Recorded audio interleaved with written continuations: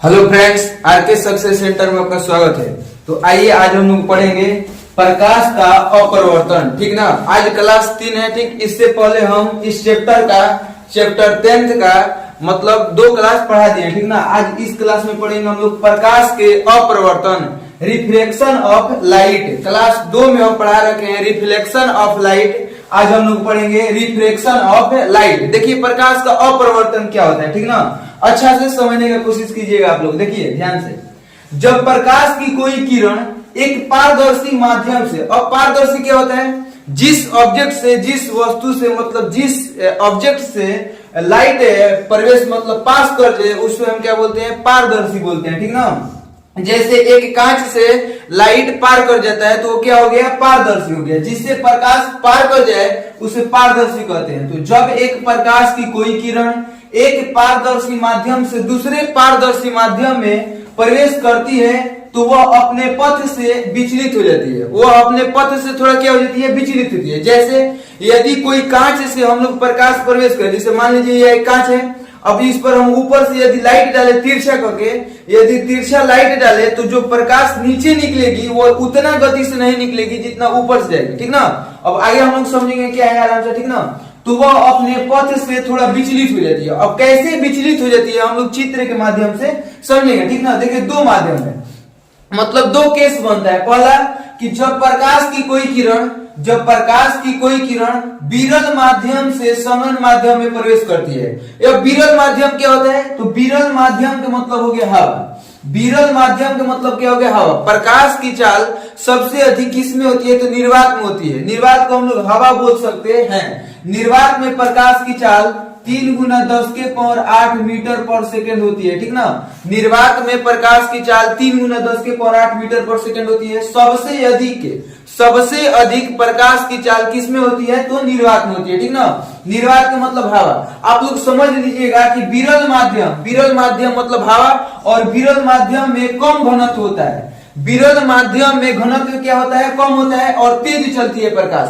विरल माध्यम में प्रकाश कैसी चलती है, तो तेज चलती है। ठीक ना, तो जब प्रकाश की कोई किरण विरल माध्यम से सघन माध्यम में प्रवेश करती हो तो क्या होता है, जैसे मान लीजिए प्रकाश की कोई किरण, देखिए यहाँ पर थोड़ा ध्यान से समझिएगा।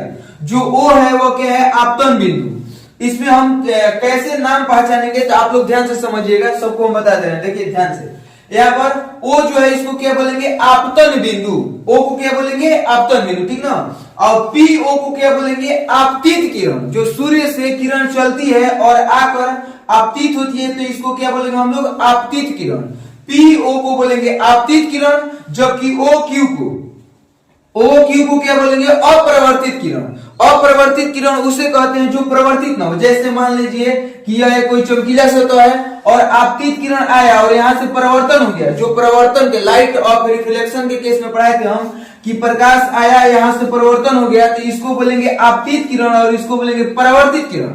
लेकिन अपरिवर्तन में क्या होता है, तो आपतन बिंदु पर आपतित किरण पीओ को क्या बोलेंगे, आपतित किरण। जबकि परिवर्तित नहीं होकर सीधे निकल गया पारदर्शी माध्यम से, मतलब उसे क्या बोलेंगे, ओ और क्यू को क्या बोलेंगे, अपरिवर्तित किरण। ठीक ना, अपरिवर्तित किरण मतलब परिवर्तित नहीं हुआ। ठीक है, आगे चलिए। अब क्या है इसमें, हम लोग एम एन को क्या बोलेंगे, एम एन को बोलेंगे अभिलंब। देखिए कोई रेखा नहीं होती है, हम लोग बस ऐसी कल्पना करने के लिए बीच से घेर देते हैं इसको, तो क्या हो गया, एम एन क्या हो गया, अभिलंब हो गया। ठीक ना, एम एन क्या हो गया, अभिलंब।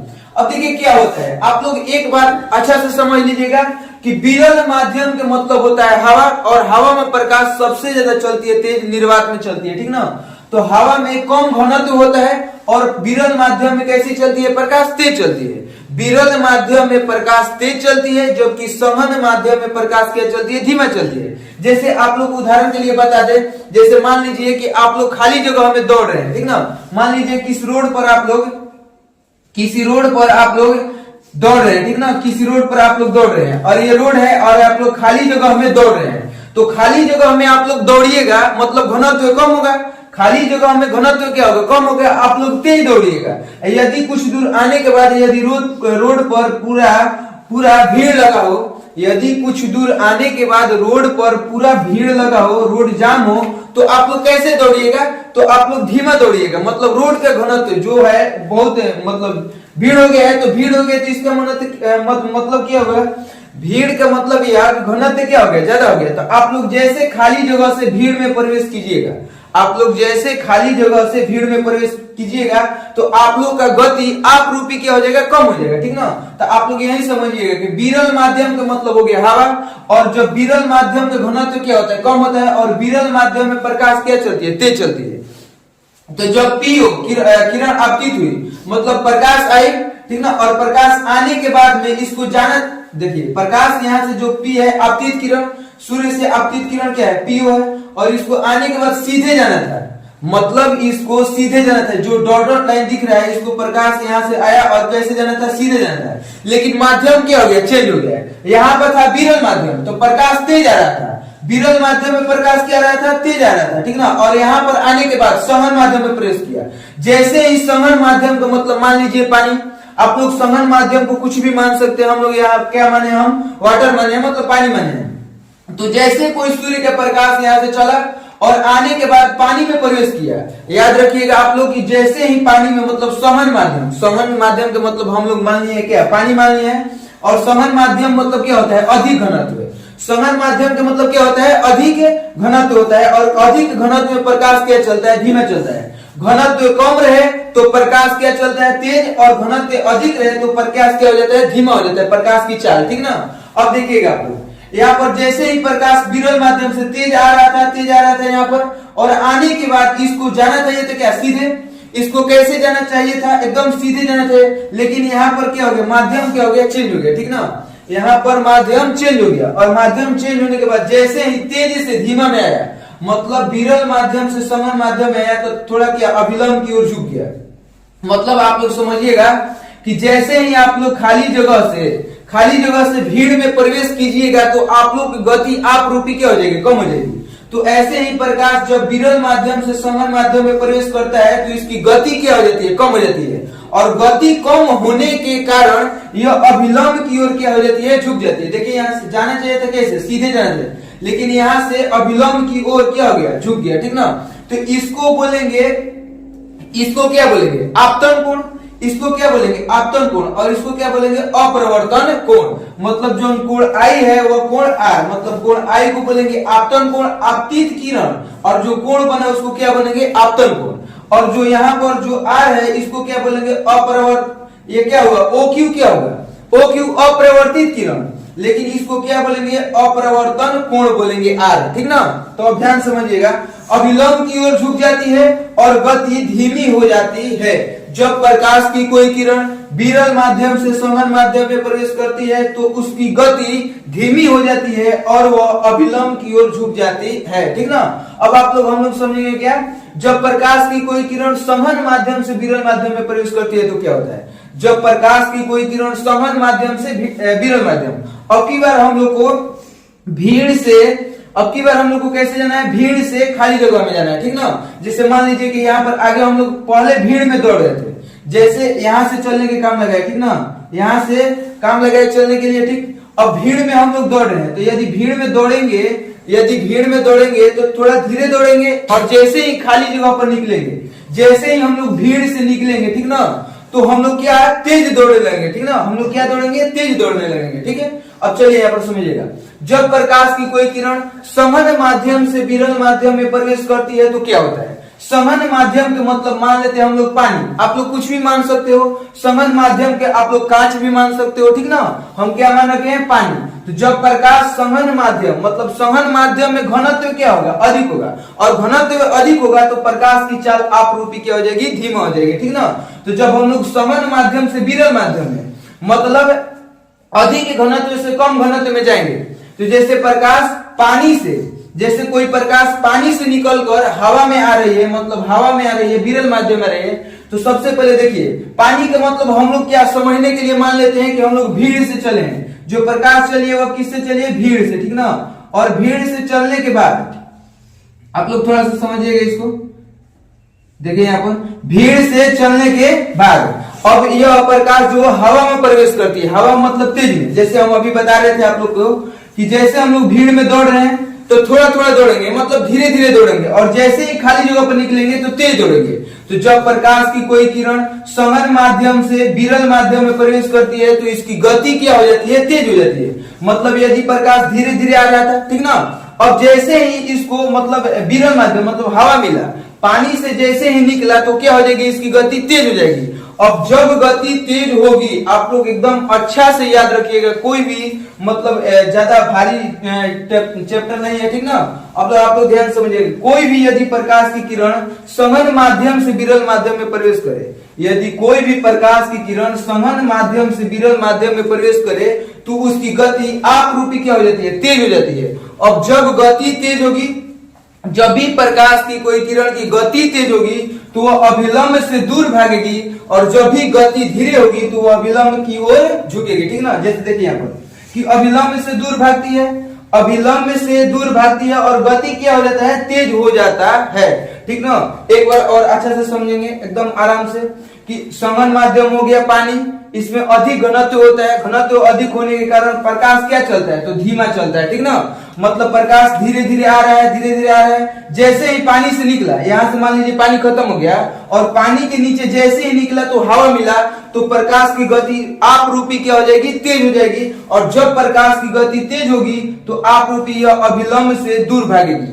जब प्रकाश की कोई किरण सघन माध्यम से विरल माध्यम में प्रवेश करती है तो उसकी गति तेज हो जाती है और वह अभिलंब से दूर चली जाती है, ठीक ना। और जब प्रकाश की कोई किरण विरल माध्यम से सघन माध्यम में प्रवेश करती है तो उसकी गति क्या हो जाती है, धीमी हो जाती है, उसकी गति क्या हो जाती है, धीमी हो जाती है, और वह प्रकाश वह अभिलंब की ओर झुक जाती है, ठीक ना। आप लोग इस बात को अच्छा से समझिएगा, ठीक है। अब चलिए यहाँ पर थोड़ा हम नोट में एक लिखे हैं, सबसे अच्छा है, ठीक ना। देखिए यहाँ पर क्या लिखे हैं, यदि प्रकाश की कोई किरण, यदि देखिए प्रकाश का अपरिवर्तन वाली घटना जो विरल माध्यम से सघन माध्यम, सघन माध्यम से विरल माध्यम, ये तो हो गया। और प्रकाश की अब देखिए जब ये तिरछे, जब प्रकाश की कोई किरण तिरछे आपतित होती है, जैसे मान लीजिए कि यह कोई पारदर्शी वस्तु है और प्रकाश की कोई किरण इस पर तिरछे पड़ती है, तिरछे पड़ती है, तब इसमें विरल माध्यम सघन माध्यम मतलब दो केस होगी, ठीक ना। यदि प्रकाश की कोई किरण अभिलंब के समानांतर पड़ती है तो वह सीधी गुजरती है, इसका मतलब क्या हुआ, और न कि अभिलंब की ओर और दूर झुकती है, इसका मतलब क्या हुआ, तो आप लोग ध्यान से समझिएगा।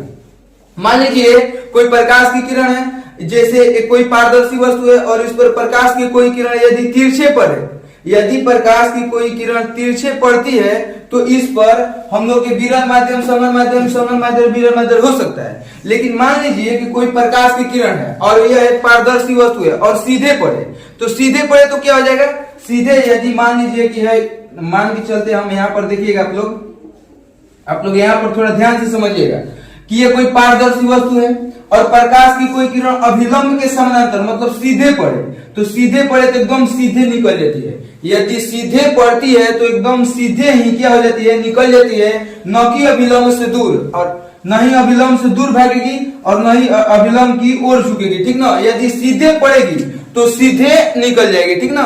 यदि तिरछे पड़ेगी तो दो केस, विरल से सघन, सघन से विरल। आई होप कि आप लोग अच्छा से समझ होंगे। इसके बाद हम लोग देखेंगे प्रकाश के अपरिवर्तन के कारण घटने वाली घटनाएं, ठीक ना।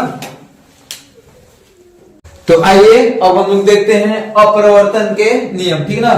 प्रकाश के अपरिवर्तन के नियम मतलब देखिए अब ध्यान से, लॉ ऑफ रिफ्रैक्शन, देखिए ध्यान से समझिएगा। अपरिवर्तन के कितने नियम होते हैं, तो दो नियम होते हैं। प्रकाश के प्रवर्तन के दो नियम होते हैं, जबकि प्रकाश के अपरिवर्तन के भी दो नियम होते हैं।